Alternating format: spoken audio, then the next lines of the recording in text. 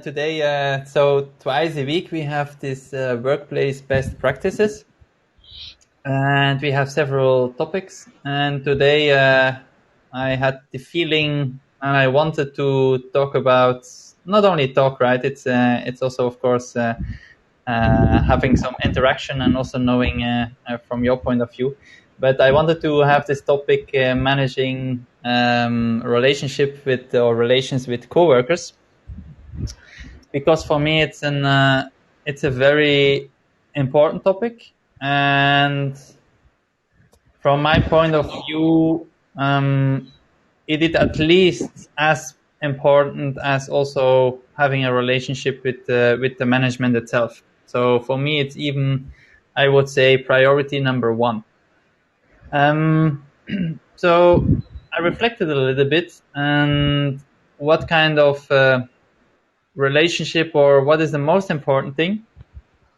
And for me, the most important thing that you can do or should do is, because we are working, if you have a look, a day has 24 hours. And we just learned in Finland, yes, they work only from 9 to 4, but in most of the countries, we are working much longer. And if you have a look from the time that you are on the working floor, this is actually, besides of the weekend, this is the most time that you spend during the day, besides sleeping, is actually being at the work floor.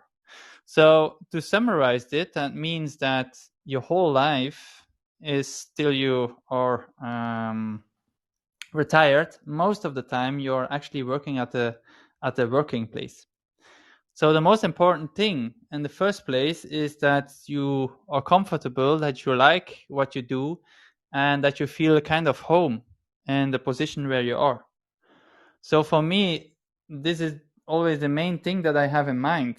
This is that if I want to drive, if I'm driving to the working place or now in home office, you should be a happy person before you start working. If you already have a negative attention by going there because you say, oh my God, I'm going to meet my colleagues, I'm going to meet my manager or whatever, then you already know there is something wrong. So by noticing this or by knowing this, then the most important thing is really building up the relationship with the co-working persons, with your colleagues. And this is what I have done. But I have done it for, again, on the one hand, the personal reasons, and on the second hand, because I am a person who wants to help other people. Because as a child, I was bullied, and I did not want to put someone in this position as well. So I had an attitude of I prefer helping other people than I want to pull them down so I get a better career step. And one thing I really learned is that the moment that you really respect your colleagues, that they trust you, that you have a kind of an emotional intelligence with them, and you be positive with them, that means that you always can look them in the eyes. And in a career point of view, and I have seen that definitely if you work in a bigger organization, and if you work a longer time in the organization, and if you jump around from country to country, from organization structure to structure, you never know when you're going to meet again your colleague from the past. And it quite often happened that I worked together with a certain colleague, and then suddenly 15 years later, 20 years later, you meet each other again. Both have a complete different position. And it can be you're still our colleagues, kind of in another organization. But it also can be, of course, that suddenly these colleagues become your manager, or that you become the manager of your previous colleague. And if the attitude, if you had a positive attitude, then of course from this moment on, the moment that you see each other again, this will be much easier to work together. And this is of course in all relationship. If you see again, suddenly if you work for a manager who was before a colleague of you, and you help this colleague, and you had a positive attitude, of course that this manager will still remind you as a person who is very nice, and then this manager will also support you in that way. The opposite as well. If you become the manager of this person, then this person will definitely respect you more and will be much more open to you than you were not colleague friendly at the time you were colleagues.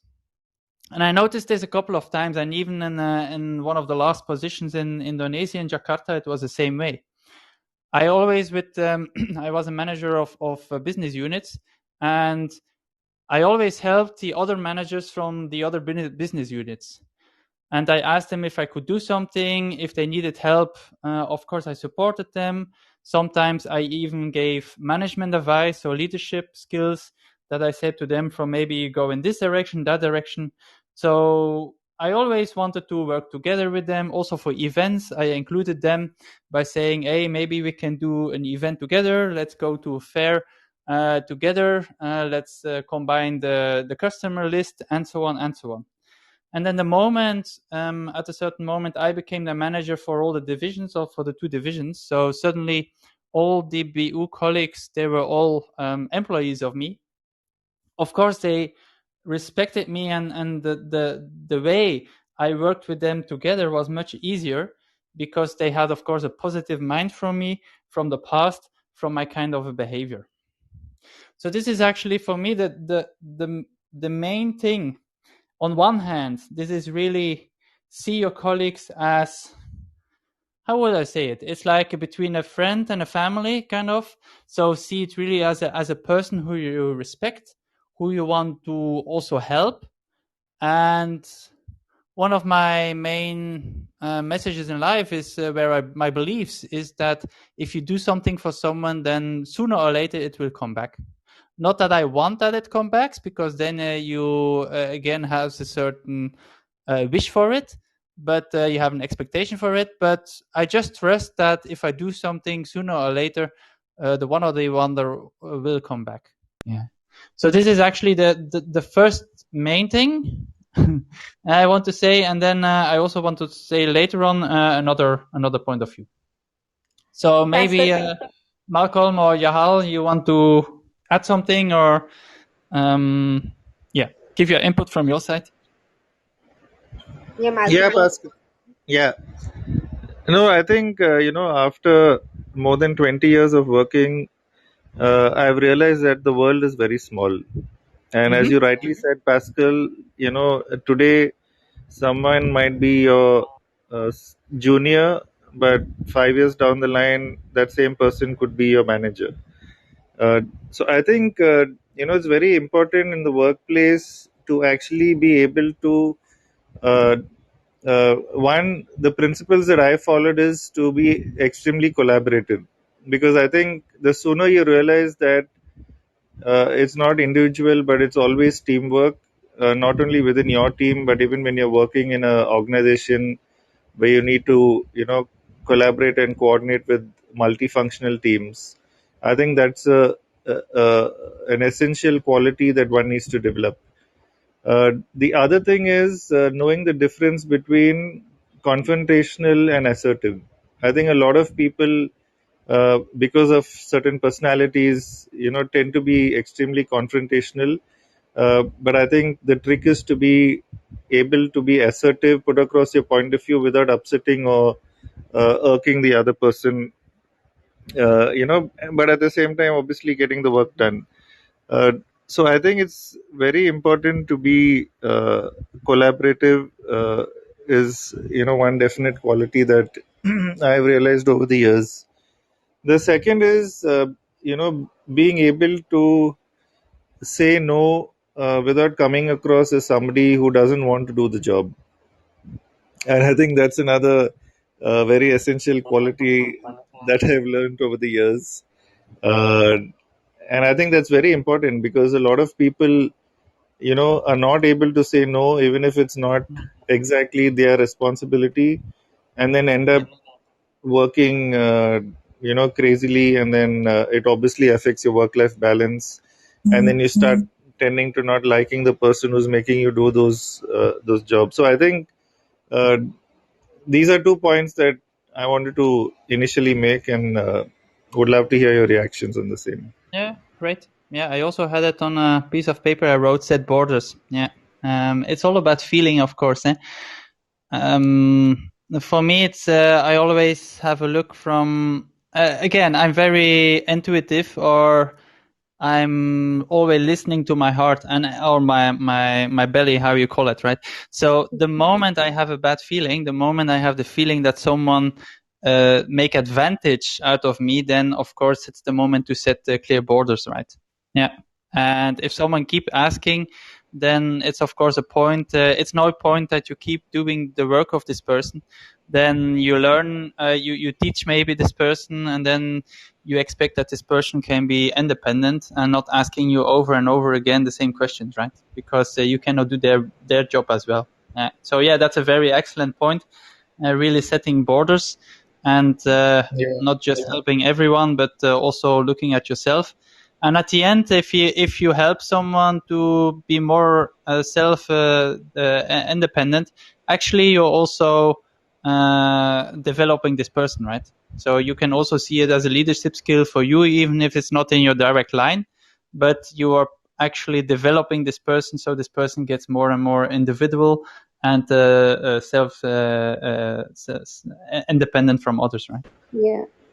Yeah. Go ahead, Malcolm. No, no, go ahead, Jael. Yeah, actually, we've spoken about. Thanks for Pascal for bringing up the first point that you made, that it is more important to maintain relationships with your co-workers, Mm-hmm. even more than the management. So what happens, and I personally don't know how to tackle that kind of a situation, because what happens when those two things clash?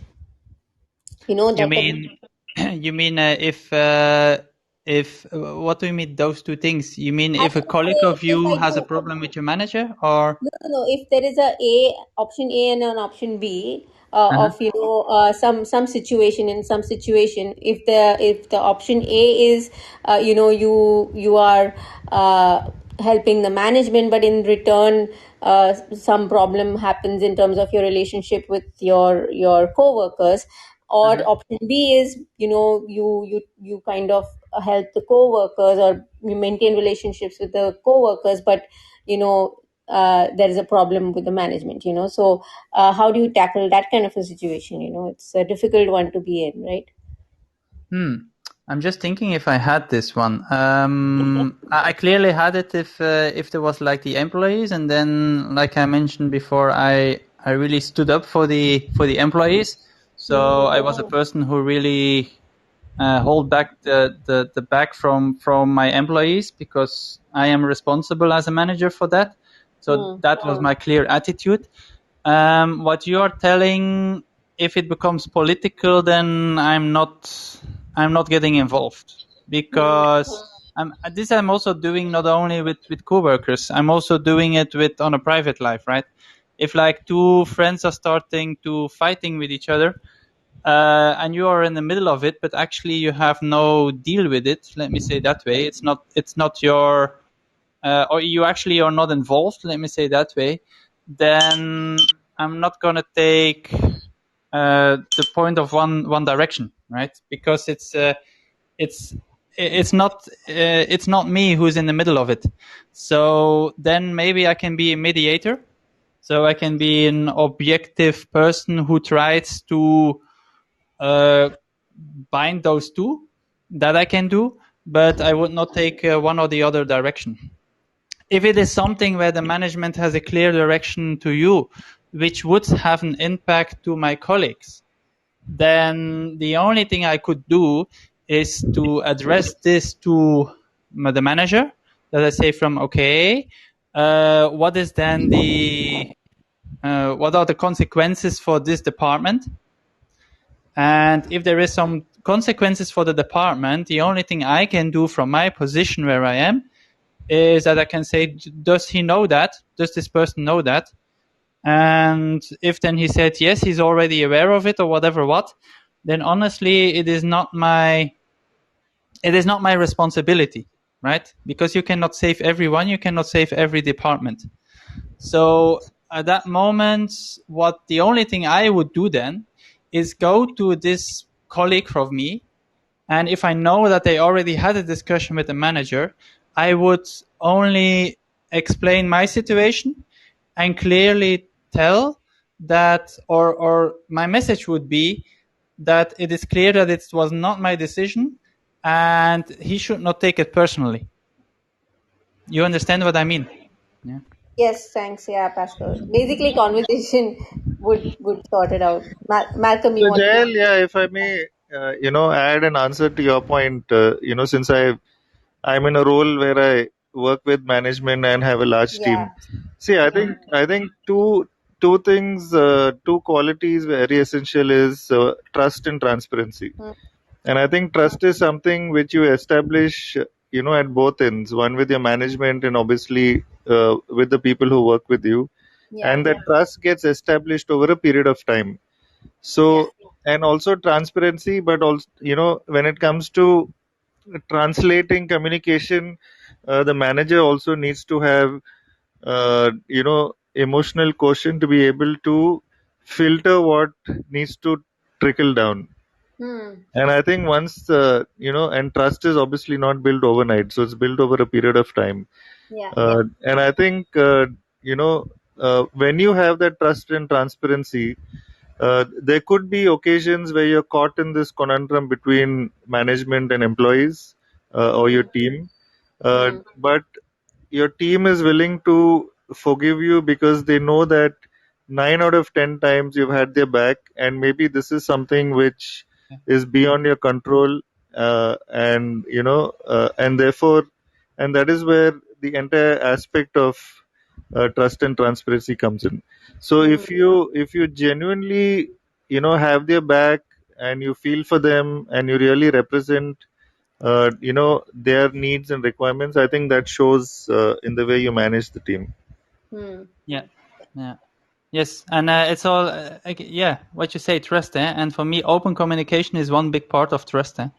As Yeah. long as they understand why you do what you do, Hmm. and you openly or actively involve them or go to them to discuss this kind of critical situation, Hmm. then you show that you actually care about them, right? Even Yes. though that the decision will be has consequences for them. Yeah, but Hmm. at the end, this is something then that again, then you just say it's not personal, right? Because some of the decisions, most of the decisions, has is not a personal thing, right? It's only us who take those personal. If suddenly one part goes to another department, or so if there are new rules about customer splitting up or whatever, what, right? Yeah. So this mostly has nothing to do personally. Yeah. Yes. So, Yeah. AK yeah. is also asking a question concerning with remote work workplace is changing. How can one set expectations with coworkers as a newbie? It's a good question. I would say that for me, definitely in the because if you're doing home office, then it's very important that you have a communication. So for me, I would set up rather more meetings or regular meetings that you can discuss different things with your coworkers than if you're in the office. Because normally, if you're sitting in the office, then it's quite easy to talk, of course, with your colleagues during lunchtime, during breaks, on events, whatever. What you meet each other and you talk. And if you're all sitting alone at home, this is of course, this is reducing. And as mentioned in the last call, one thing you shouldn't do is having difficult conversations through email. So the best thing is to have them really several meetings if needed. Definitely if you're new and you need to know the organization, so that you build up very fast your relationship with your coworkers through Zoom or through other video call platforms. I would say that would be my suggestion to build up, right? Yeah, there could be some innovatives, yeah, innovatives like things that could happen also, where I'm not talking of those online bring your own BYOB sessions and all that. But for example, just to maintain the interaction, real life interaction and not online interaction, if you can't really meet, for example, this is not something that I have experienced, but my husband, he experienced it even today, that they exchanged meals, right? So somebody sent across a meal to and it was like a chain reaction, right? So somebody had to send it to, had to know, as in they decided as a team, like, let's do this kind of a thing. So um so a real life interaction can be also sort of maintained in some way or the other, to break off from those Zoom sessions that you keep on having, and it's quite tiresome in a way. Yeah, um that's actually a cool idea, and sometimes I also seen that companies are doing that. Yeah, we also did it in our company. We had a global meeting. So normally we meet each other in Phuket or in Krabi in Thailand. But in 2020 we meet each other before our computer screen. And what they have done as a nice as a nice thing is that the organizer, they ordered in each country where the participants were, they ordered a food delivery service. So suddenly at noon, everyone received their food, their favorite food from that country, and then together we were eating before the screen, right? So yeah, you can be innovative to do this kind of things to really build up the relationship. That's actually, yeah, it's a good idea to do this kind of and like, I'm also a member of the Business Network International, and now we are starting to meet each other again, of course, on after work. So that means not only in the meetings, but also that we have an event. Like tomorrow we're gonna have an event together again, so that besides the work, that we also meet each other on a more private way, if of course the COVID situation allows it. Yeah. So this is definitely also with your colleagues, with your managers, also with your employees. It's sometimes better with an employee to go with this person to Starbucks and have a one-to-one with a coffee than you do it on the workplace, because you're in a different environment, and this gives you, of course, a better possibility to talk more open than you're sitting in the office building, right? Malcolm, you have anything to share with that Yeah, regard? I think once in a way we have these Friday